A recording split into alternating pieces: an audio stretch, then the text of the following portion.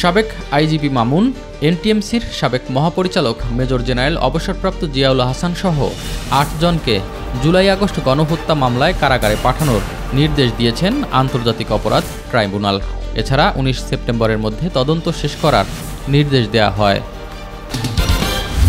রাজধানীর উত্তরা-পূর্ব থানার ফজলুল করিম হত্যা মামলায় সাবেক আইনমন্ত্রী আনিসুল হকের ৫ দিন এবং রূপনগর থানার শামীম হাওলাদার হত্যা মামলায় সাবেক সংসদ সদস্য জ্যাকবের ৩ দিনের রিমান্ডাদেশ দিয়েছেন আদালত। এছাড়াও মোহাম্মদপুর, বাড্ডা, পল্টন, মিরপুর, উত্তরা-পূর্ব ও পশ্চিম থানার একাধিক মামলায় নতুন করে গ্রেপ্তার দেখানো হয়েছে আনিসুল হক, সালমান এফ রহমান সহ ৮ জনকে।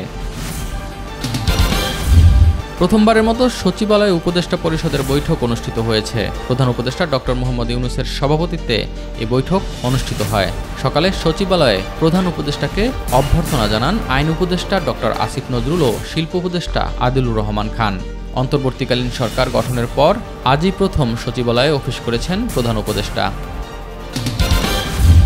বিএনপি মহাসচিব মির্জা ফখরুল ইসলাম আলমগীর বলেছেন, ১৫ বছরের জঞ্জাল রাতারাতি দূর করা সম্ভব নয়। অন্তর্বর্তী সরকারকে সুযোগ দিতে হবে, তবে যৌক্তিক সময়ে নির্বাচন দেওয়া উচিত। ফেনীর বন্যা দুর্গত এলাকায় ক্ষতিগ্রস্ত শিক্ষার্থীদের মাঝে শিক্ষা উপকরণ ও অসহায় পরিবারের মাঝে ঢেউটিন বিতরণ অনুষ্ঠানে তিনি এসব কথা বলেন।